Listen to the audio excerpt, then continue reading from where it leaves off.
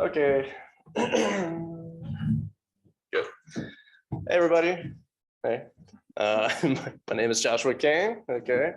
I got my PhD at UCLA recently, and now I work at this place called the Institute for Advanced Consciousness Studies in Santa Monica, California. Okay. And I'm going to try to tell you as much as I can in the time that we have about focused ultrasound for neuromodulation. So I'm going to try to best summarize the whole field and everything you need to know the best I can, which is going to be really hard, right? So at any point, stop me and ask if something's confusing, because I don't really know where the gaps might be, okay? So yeah, I'm going to tell you, what on earth I'm talking about, the basic history, what's been done before, and then the challenges that still exist. Okay, so what do I mean when I say focused ultrasound neuromodulation? Oh, man.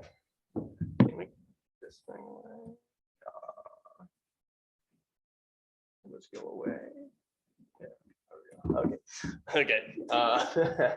So everybody is aware of ultrasound, right? In ultrasound imaging. So it's these high frequency sound waves above the range of human hearing, right? That we use for things like fetal imaging. What most people don't know is that we've known since the 1950s that it can also induce reversible neuromodulation, right? So this guy named Fry did a few experiments where he exposed the cat LGN, lateral nucleus, to ultrasound, and it reduced the amplitude of a visual evoked potential in a reversible way. So it's not causing damage, it's not doing anything permanent, but inducing this temporary neuromodulation. Interesting note, he did a few studies and everyone was like, okay, interesting. And then it just stops, right? So no one even touched it until the 2000s. Okay, so what I'm going to be talking about is like this big reemergence that's happening in this field in recent years. So when I say this, right, when I introduce this topic to most people, first question I get is usually like, how does this work? And the short answer is we don't completely know yet, right? Like most things, like all things in science, right? Now that's not that crazy because we also don't know exactly how TMS works, right? Transcranial magnetic stimulation. We know a lot, but we don't know exactly how it works, right? And the same thing here. So it has to do something. It has to do with something with the just shaking of neurons. Okay, so sound is just pressure waves, and what's happening is just that a really high frequency shaking neurons and everything inside them. Okay. So some people, it used to be thought that maybe the major mechanism is. Ja, ich brauche noch 2 Minuten.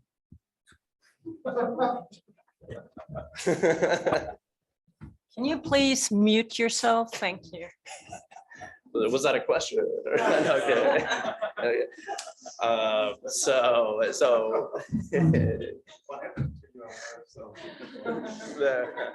Okay. So, people used to think what's happening is it's physically opening up ion channels, right? There's actually mechanoreceptors expressed even in the brain for some reason. Okay, so we thought that might be the main mechanism. That certainly probably happens to some extent, but the major theory nowadays is that ultrasound creates little bubbles in fluid. We know that it does, called cavitation, okay? So high enough intensity ultrasound creates little bubbles in fluid and water, and that happens in your brain too when we expose it to ultrasound, okay? And what we think is happening is it creates these little bubbles in between the two layers of the membrane of your neurons, and this just widens the membrane slightly, okay?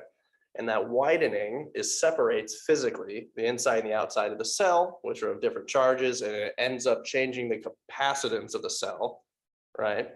So it ends up changing in a complex way the electrical properties of the cell and making action potentials more likely, okay? So that is the predominant theory for why this works nowadays, but we aren't 100% sure. Probably in a few years, it will become very clear. Okay. So what do I mean by focused ultrasound, right? So the ultrasound that comes out of an imaging device is just a flat wave, right? That comes out, bounces back, but it's more useful for our purposes to have a focal point, okay? So we have maybe a curved element. So the thing that generates the ultrasound is curved, and it focuses all the energy onto a signal point. So what we get is a point inside the head that's a much higher intensity than the intervening tissue, okay? So we can target, we can apply a relatively high energy to a point inside the head, like the thalamus here, right? Without impacting, at least to the same degree, the intervening cortical tissue between the transducer and the target, okay? It's like a magnifying glass, if that helps. So this has been used for a decade or two now in ablative surgery. So this is much higher intensity, okay? Maybe 100,000 times as intense, okay? And they'll focus onto a single voxel size. So it can burn out a single 1 by 1 by 1 millimeter area to burn out a little tumor or to help with things like movement disorders, okay? So, you know, that idea has been around. It's the same idea here. It's just a lower intensity. So we're not causing damage. Okay. And it's a little bit simpler how we use it. We just use a single element instead of this big helmet that you need to be bolted to. Okay.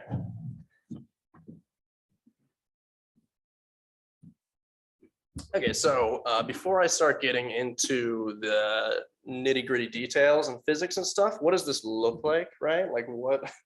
This gives you a kind of some perspective here. So, right, we have this device, right? It can look different ways, right? But it generates ultrasound in a focal point, and you affix it to the head somehow. Okay, it can't go through air.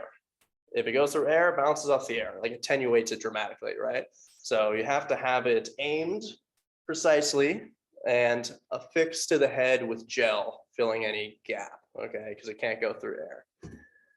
Okay, and what you get is you pass, if you do this right, you pass energy through the flesh, through the bone, and you generate a little focal point inside the head. Now, it should be noted, and we'll talk about this in more detail, that bone is a major barrier. So we have to understand how much of a barrier it is and try to account for this, right? So these are simulations I've run. So on the top, this is just running it in water. Right, so everything's identical with running in water, and you know, you get this like idealized little focal point, right? But when you go through skull, it's well, it kind of deforms the focus, right? It smashes it, makes it a little bigger, right? Depends how it's hitting the bone. A lot of the energy bounces off the skull, right, and is absorbed by the skull. It might attenuate it by 50 to 90%, depending on a lot of things. Okay. And it tends to also retract it towards the head a little bit, right? So if you get a transducer of a certain depth, when you go through the skull, it's actually a little shorter. And we'll get back to that stuff if you guys want details on that. This is like a modern transducer, right? So there's only a few companies that make this thing. These are the transducers that you guys have here, for instance, okay? The bottom left, that's the face of it. That's where the ultrasound comes out of. And we'll often put like a little gel pad on it, which makes it easier to affix to the head with no air bubbles, okay? So that's what that looks like. So again, this can be a really precise thing, okay? We'll talk about the dimensions of the focal point and stuff, but because of that, you need to use a good system for targeting because you want to be as precise as you can be. So often we'll use a neural navigation system like this. This is a brain site, and you guys have one of those here. Okay, it's created for TMS, but we modified it for ultrasound. Okay, looks like that. You might strap a subject to the chair and then use fiducials, registering their head to an MRI of theirs, right? Registering the transducer. And then in real time, you can target even very small nuclei or parts of nuclei. Okay, so you know, as I've said, we can't go through air, so we got to do all these things, right? We got to get the hair out of the way as much as we can. Hair can trap air bubbles, right? We got to have gel. It's got to be targeted to millimeter precision. So it can be quite a lot of setup. So this is a time lapse of a study I'm starting soon with my RAs running this. Okay, so as you can see, it can be quite a lot.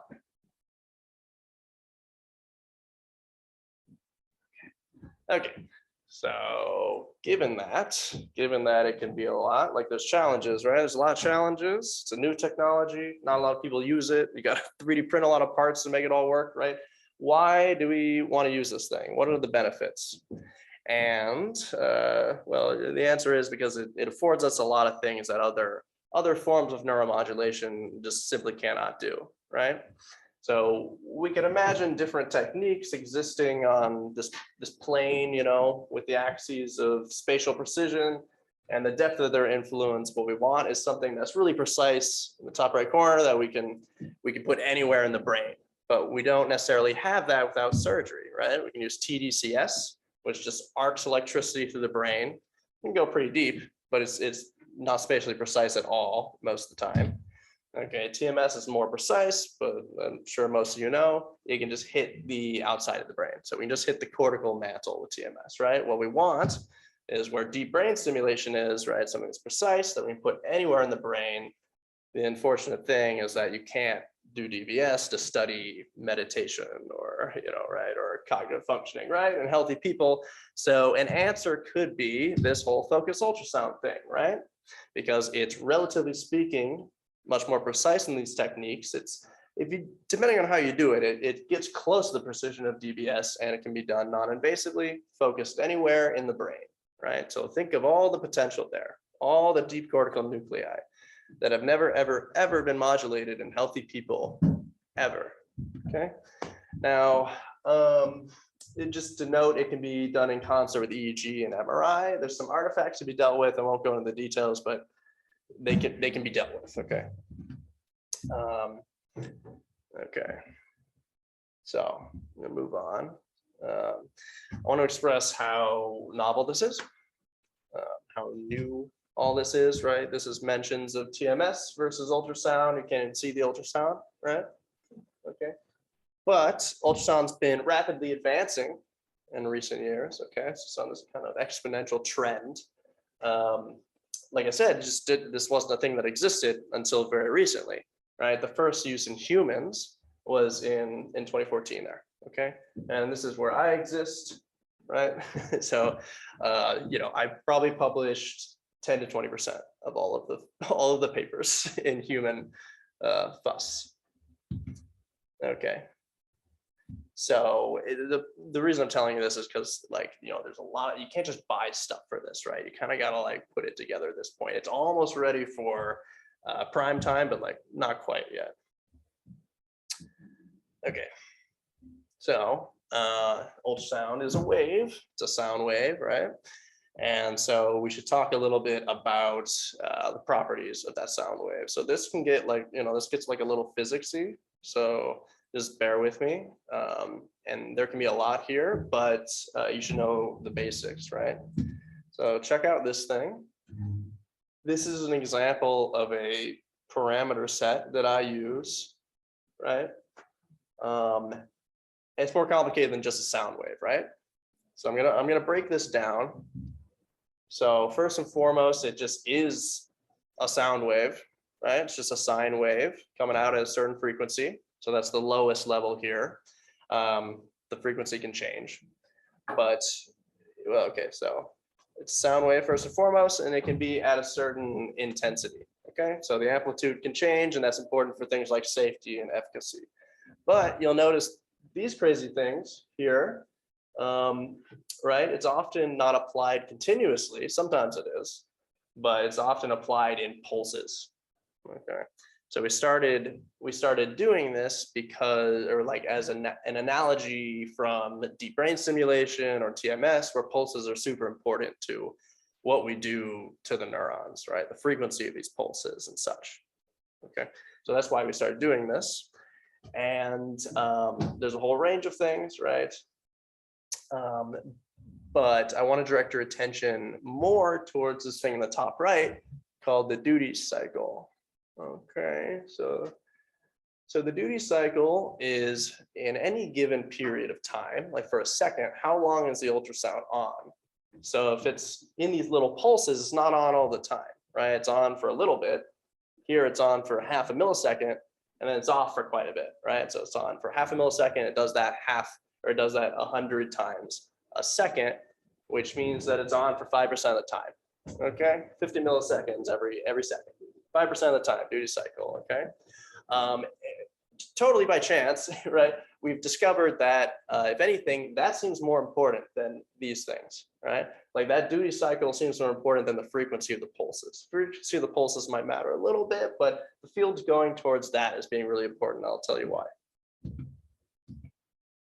Okay, hold that in your mind, right? Hold the duty cycle thing in your mind, but also note how high dimensional this parameter space is, right? So there's a lot we don't know. And people might say, why don't you just map the whole parameter space in animals? And it's because it's like, you know, a million conditions, because it's all these things and some other things I haven't mentioned, like how long do you stimulate for, right? What brain region are you targeting? It might be cell type specific. Okay. Yeah. Super question. So it's essentially 5 millisecond pulse per 10-second block. Yeah, so it's half a millisecond. Excuse me, half a millisecond. Yeah. Oh yeah. But then you do it once and then there's a 10-second. No, it happens 100 times a second. So it's 100. Okay. It's 100 hertz. Okay. Yeah. So there's some off period. And then you have a full 10 seconds where you're not pulsing at all. Oh, I'm sorry. So I didn't explain this. You're right. Yeah.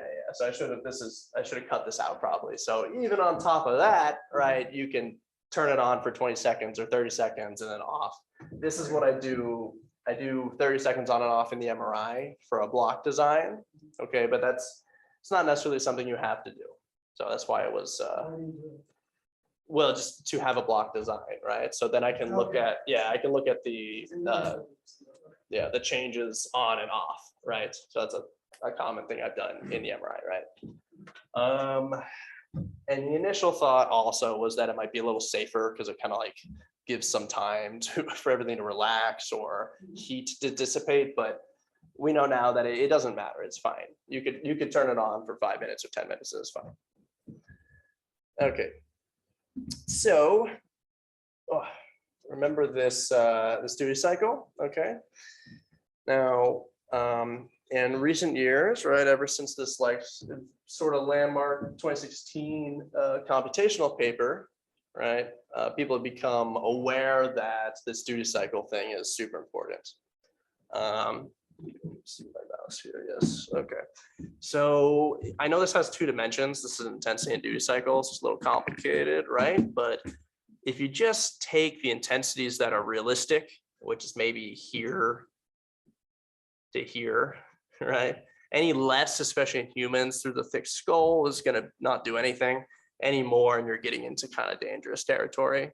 Okay, and you'll notice all the publications are there anyway, these references.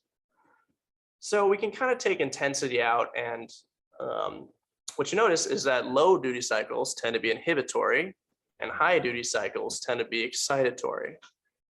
So they, what they did is they created a computational model of cell interaction, right, that suggests this, and it lines up perfectly with the publications that existed at the time. And since then, a lot of them have lined up with that too. So I've published 3 MRI studies in this range, okay, and all of them suggest that the targeted tissue was inhibited during the ultrasound. Okay, so things continue to line up with this theory. So remember that how this works is that we're generating action potentials. How do we get inhibition, right? And that's because we may preferentially excite inhibitory or excitatory neurons. So these people noticed that inhibitory neurons, because of their properties, tend to accumulate this charge differential and hold it for longer. So if you have a little pulse and then you have a big off period, the excitatory pyramidal cells will just dissipate the change that's instilled in them, right?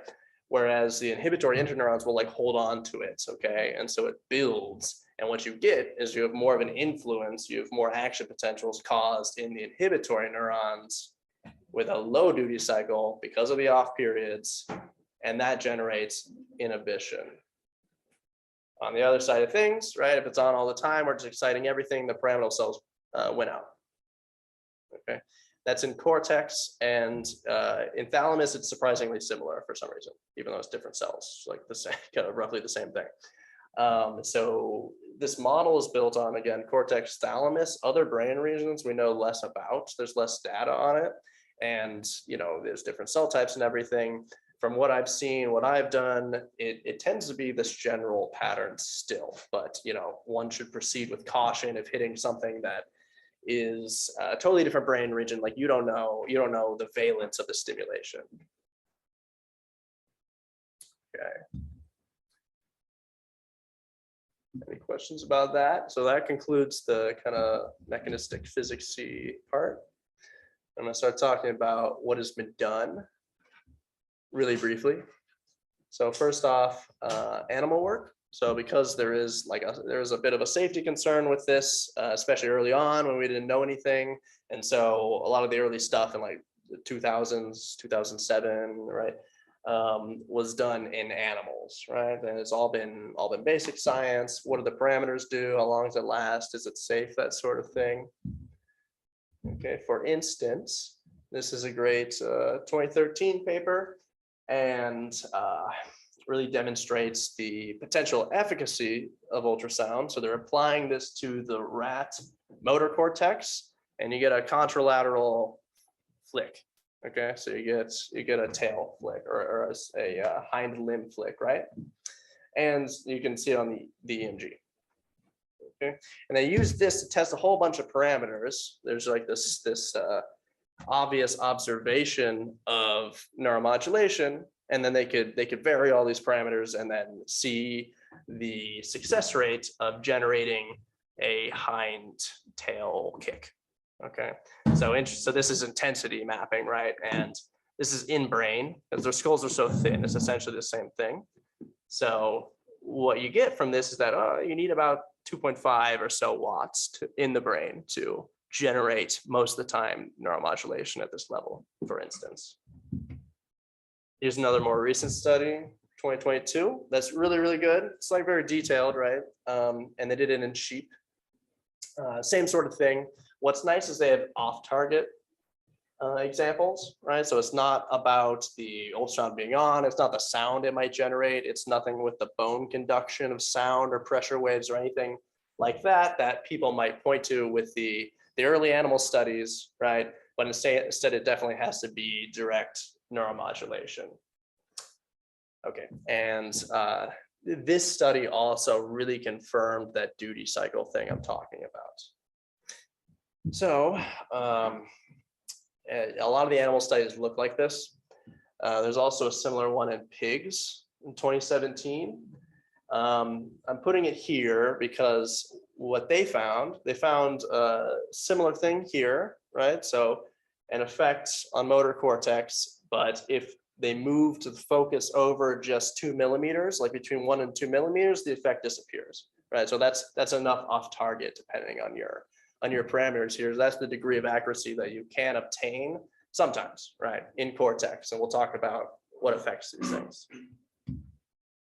Okay, another question people have is how long does this last?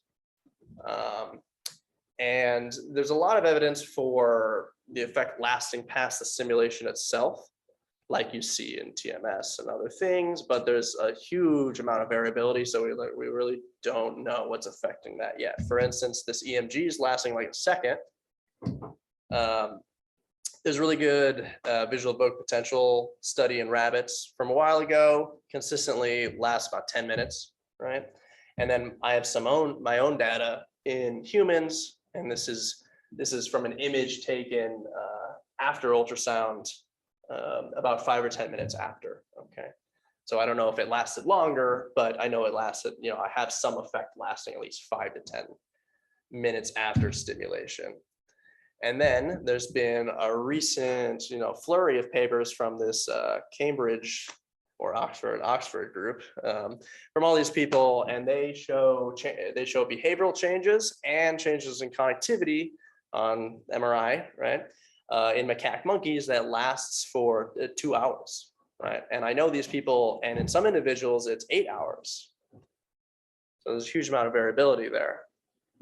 So we don't really know what leads to that, but as a general trend, this is like not statistics. Yeah, Julia. Yeah. Sorry, Yeah. the variability is within one study Between studies. between Yeah. And we don't know if it's individual differences or. I think it's the parameters, yeah, Yeah. but we just don't have enough data to know what parameters are important. So, yeah. That said, is there some sort of consensus, at least what a best practice would be to try to get an offline, facilitate offline? Yeah, so that's kind of what I'm saying here is there's only been so many studies, right? And these things may certainly be cell type specific or species specific, right? Because we don't know the mechanism. Is it transcriptional? Like it's got to be something like that is more permanent. So it certainly could be cell type specific. Okay, so there's just not enough data points. In general, it seems like there's a trend towards like the higher intensity, and the longer you stimulate, which kind of makes sense, right? It tends to last longer. Okay, but this is, there's just imagine 7 data points here or something, right? With a bunch of caveats. It's nothing you can really say for certain now. Yeah, like some modern reviews will kind of say, well, it seems like that, right? That's kind of where we're at. Like for instance, what I've done a lot is I stimulate for a really long time, but it's at a low intensity. Okay, and I see after effects. And then this monkey study, or these monkey studies, they stimulate at a really high intensity, 10 times what I do, but only for 40 seconds, and it lasts hours, right? And interesting to note, there's still no histological damage or any evidence for a permanent effect here in the monkeys, even though it's 10 times what I do, or what I have done. Okay, so moving on to humans, a lot less there. I won't talk about everything, but there's not that much. So the first one was in 2014 by this guy named Win Ligon. And what he did was just simply focus ultrasound onto the somatosensory cortex. And then he did a 2-point discrimination task, okay, in the relevant area, I think the arm, okay. And he found, interestingly, that they are more sensitive during the ultrasound, okay. So that was the first behavioral effect, first effect of any sort found in humans. That's a simulation, by the way. That's not like MRI data or anything up there, but that's what he estimates his focal point would look like. Okay. Since then, there's been a few things, right? There's been a good many things. For instance, like the 2017 paper is really cool. So what they did is they took EEG, put EEG on one individual, and you have them think, I'm going to move my left arm or my right arm, right? And you can decode that with EEG, and then you can transmit it to someone who's wearing a helmet, right, with 2 ultrasound transducers on, and then it generates in the appropriate side, ultrasound in the somatosensory cortex, and they can feel it. So you can actually feel like a light tingling sensation in your hands. So supposedly they were able to do this sort of like really simple brain-brain interface, really cool. The Korean study. And then in the last like 5 years, there's been a lot more emphasis, or some more emphasis on the subcortex, because that's the real point of ultrasound. Like if you want to hit the cortex, you just use TMS for the most part, unless you need to be really precise about why, right? And so this Ligon guy again hit the thalamus, the somatosensory thalamus, and this time they were less sensitive to the 2-point discrimination task. At the same time, I just published this, but at the same time I was running this data in healthy people, just blasting at rest in the MRI, their globus pallidus and thalamus, and seeing if I could pick up a bold effect, which indeed I did. Okay, just to kind of confirm the neuroactivity of this parameter set that I would use for later things. Can you use some of the device in the scanner, or do you have to do it before and then? This is in the scanner, yeah. So depending on the manufacturer, this Brain Sonics manufacturer that makes the ones that we have here, that's safe in the MRI. Yeah. So what this reflects is the different whole brain bold signal during 30-second ultrasound blocks compared to off blocks. So it was on, off for 10 minutes in the scanner. We record the TRs manually, actually, in this one. And this is what came out, okay? And, you know, there's a lot more details and stuff, of course, right? But I'm just moving through it. Okay, but it's, sorry, I should say this reflects inhibition, right? This is a reduced bold signal during the ultrasound, right? It's 5% duty cycle in line with that whole low duty cycle inhibition thing. But there is amazing potential clinical applications for focused ultrasound. Think of all the diseases that might be helped or better understood if we could precisely, pretty selectively target deep brain areas, right? In healthy people or in people that can't undergo surgery. Someone has anxiety, you turn their amygdala down, see what happens, right? They have depression, you hit their subgenual ACC, is something I'm gonna do, right? All of these things, think about that. A lot of low hanging fruit there because no one's done it yet. For instance, a lot of the stuff that I did during my PhD under Martin Monti at UCLA was attempting to use focused ultrasound in disorders of consciousness patients. So this is a big category, but what I'm really talking about is coma, the vegetative state, minimally conscious state. So these are patients that have had brain injuries, okay? They hit their head really hard or they've had a big stroke and they have reduced or altered consciousness. So while, you know, consciousness is maintained by complex network structures in the cortex and cortical arousal, we know that deep brain nuclei are really important for maintaining those things and coordinating those things, right? But as I'll talk about, they're hard to attack with our current neuromodulatory techniques, right?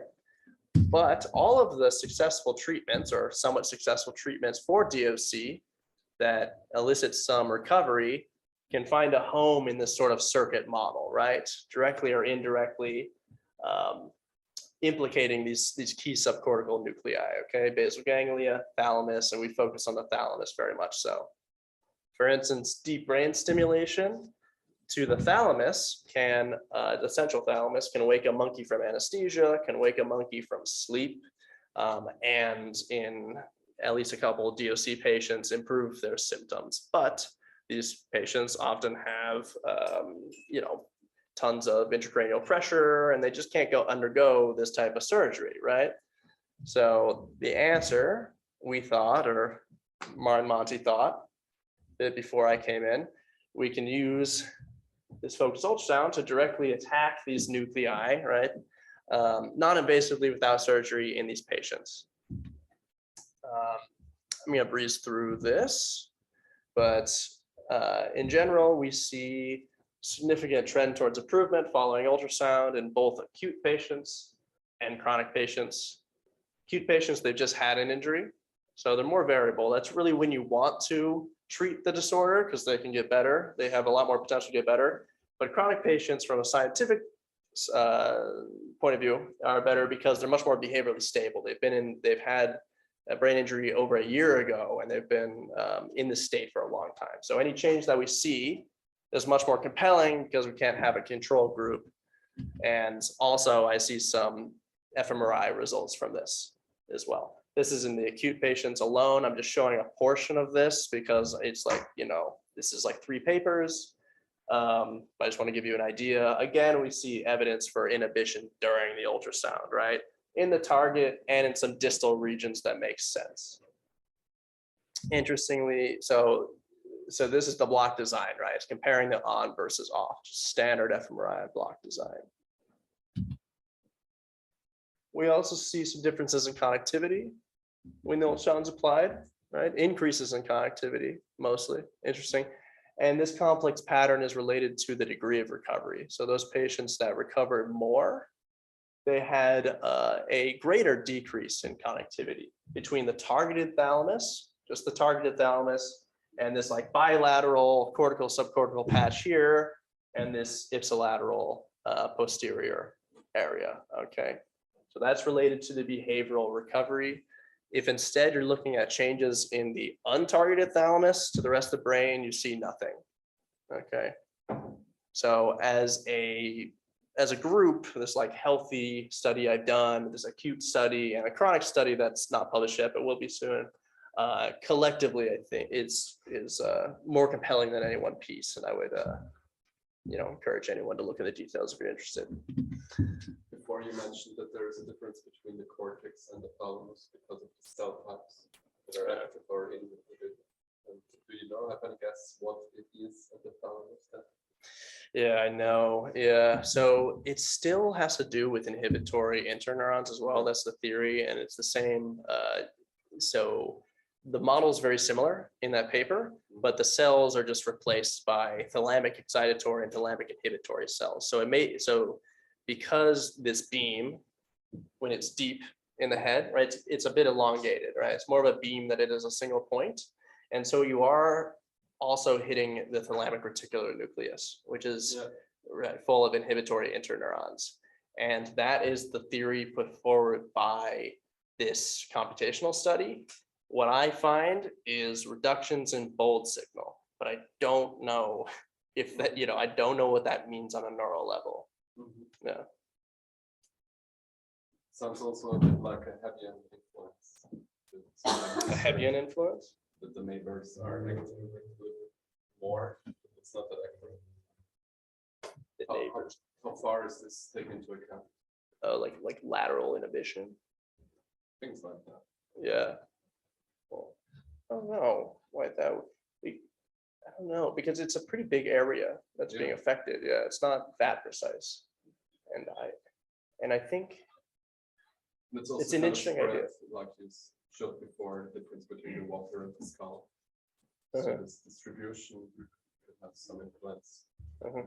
Yeah, I'm just thinking that it'd be too big for local network dynamics to explain that, right?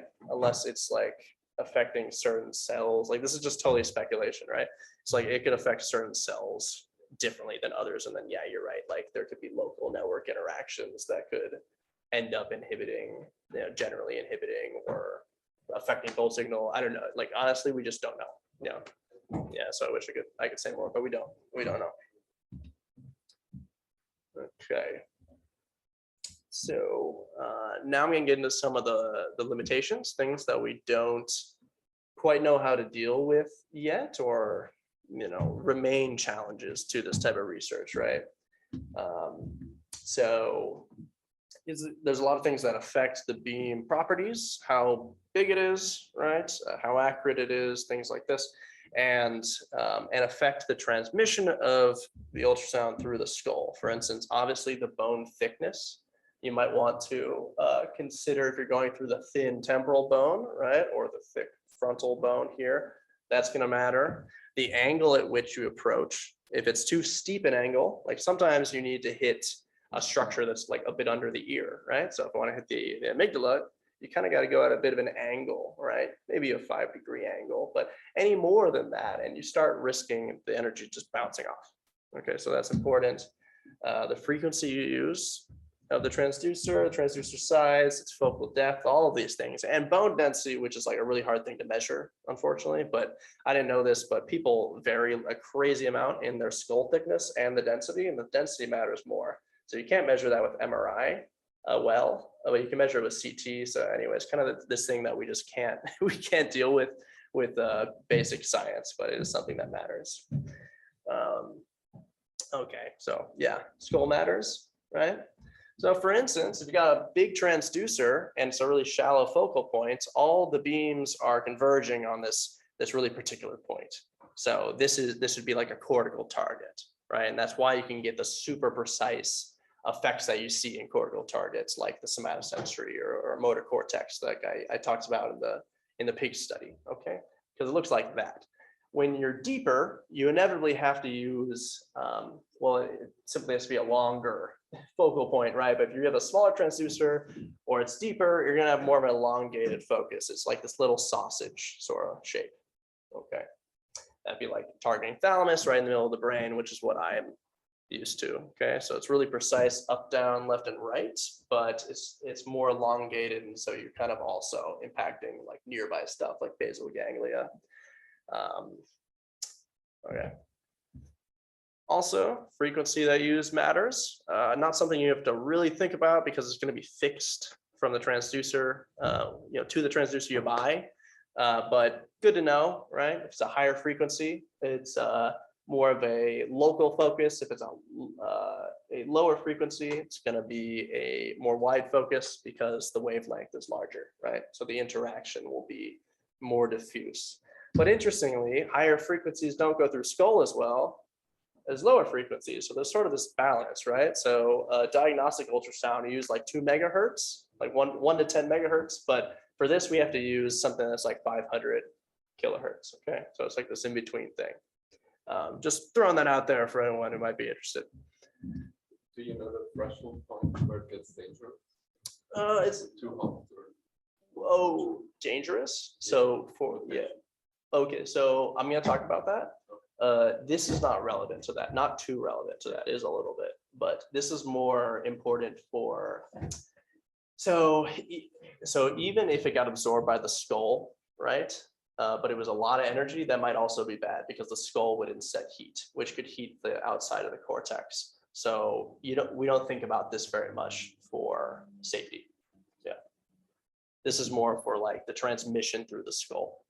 Okay, so if you're in animals, you can get away with really high frequency because they got little skulls sometimes if it's like a rat, right? But you want to be super precise. Okay. Humans, you got to do this sort of in between thing because we have really thick skulls. Okay. Not really relevant to safety, but I'm going to talk about that. Okay. So for instance, right, targeting a deep structure like the thalamus that I do, this is kind of the size of a idealized focal point. Okay, so in water, the transducer that I use, the transducer that you guys have, which is 80 millimeter depth, right? The focal point is something like that size. It's just about that size in water. Okay, so in theory, you can hit even different parts of the thalamus, right? We can get to that level of precision. Now, and I've done so. That's why I've made this, right? Because I'm doing a study right now where I hit the central thalamus and the pulvinar thalamus. They do different things, and I'm interested in that. Now, because skull is important, there is some added variability. So it doesn't really look like that. It's more of, okay, there's skull. It's more of like this kind of barely overlapping, like probabilistic cloud of influence, I call it. So it's like here, the darker inner circle is like where is the focal point idealized, and this larger circle is me adding what I know about the variability, right? Concerning bone targeting using the software, all of that, right? So it's something like this, but it's accurate enough in theory that I thought we'll do this, right? That I'm doing a study with this design. And indeed, this is preliminary, but I am seeing differential effects between these two regions. This is a different score in reaction time on a vigilance task. And so the sham, you actually see nothing at all, right? But differential effects between the central pulvinar thalamus. So if you're really good at this, if you know what you're doing, you can hit different parts of the thalamus, different parts of the caudate or putamen, hippocampus. But if you want to maybe hit the amygdala, you're going to hit the whole thing, unfortunately, right? Yeah. So that just gives you an idea of the limitations here. This is like the absolute max, for this sort of the equipment that you have. That's like the maximum, like the lowest space, right? You could hit two different regions. Okay. So because of all of this complexity, because of all of these things, what you really want to do is you really want to run a acoustic simulation through a skull model. So if you have thought a lot about your design and right, like where I want to enter through the skull, what I want to hit, often what people do who are big into doing this, right, will run a simulation like this. They'll take this really high resolution CT skull, and then you can use this MATLAB program that is used for just general simulating sound wave propagation. Okay, so okay, so that's ideally what you would want to do to confirm the exact focal properties that you have, that it's not attenuated too much, like there's enough energy getting in the head, and that it's not made too inaccurate by bouncing off the skull or being absorbed by the skull. Okay, but that's really hard to do, right? So you're gonna have to make a graduate student or something, like do this for 3 months to know how to do it, because you need to design the whole medium. It's really complicated, and you also need like a really good GPU to run it, and it'll take a day.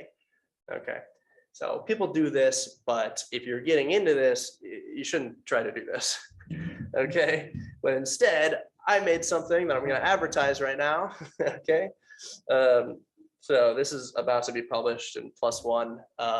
I made this just simple MATLAB function that you download, just a gigabyte of data, and you can input all these things like the fundamental frequency or the carrier wave frequency, right? So the sound wave frequency, the angle you're coming at, transducer diameter, et cetera, bone thickness, and it'll just spit out an estimate of the attenuation refraction you can expect. So you can just say, you know, past studies have done similar things. Oh, and they don't get too much refraction. Also, we ran this and we expect this degree of attenuation. So this is what we expect inside the head.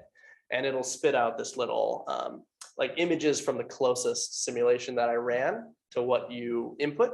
So you can input anything and it'll interpolate the whole space, but it'll also spit out the closest thing. So you get an idea of what the focal point looks like inside the head. It's really useful in the planning phase, right? Because maybe I don't know what to do. Maybe I'm thinking about hitting something, but it's at a crazy angle. I can play with 10 degrees, 0 degrees, 20 degrees, that sort of thing, and see what it does. And it can really matter, right? Like here's some parameters that make sense and here's some that don't. Okay, and you look at this thing, we're getting tons of attenuation. It's refracting 2 centimeters. You know, like the beam is huge or the focal point's huge, all of this. You wouldn't want to do this, right? You might use my function, it's called SmartFuss, and decide, oh, I don't want to do that. Okay. So starting off, I think that's a good way to get into the whole simulation business. Okay, so this is the final section, everyone. Almost done. So this is what I'm talking about, safety. Okay.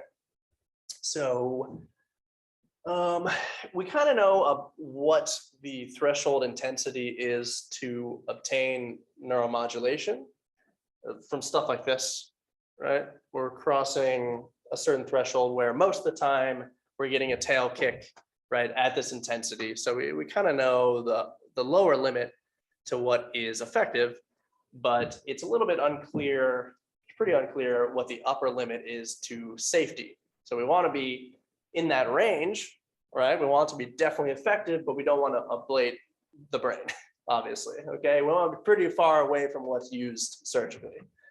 So what do we know about that?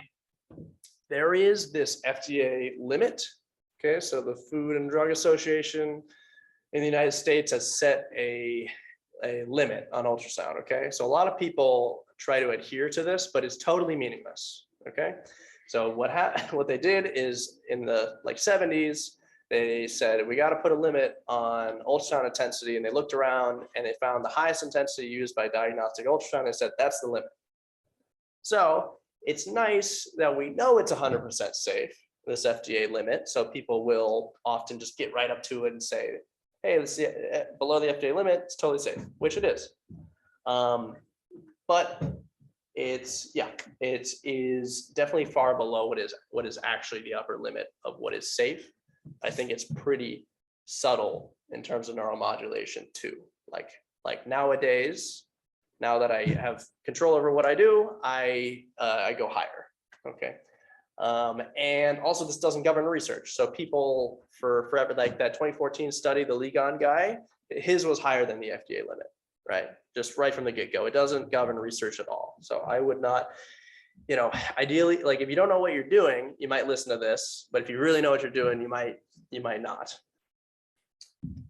Okay, but the FDA limit is also seemingly neuromodulatory in some situations. Like this data comes from that. This was up to the FDA limit, but nowadays this guy is about to get more than twice that intensity, and I've done it on myself too. Well, I haven't. This was last week actually, and so I think so. I haven't talked to him. Yeah, but I think they would have told me. I would hope. Yeah, because I'm getting it done next week. Yeah, but I have done this on people, and yeah, they're fine. But I'm getting much cooler effects. It's not crazy, right? It's not. Hey, so it's not like it's not insane stuff, but this is a meditation study, and we're getting more interesting subjective effects than I've seen before playing around with the lower intensity. And let me talk about some.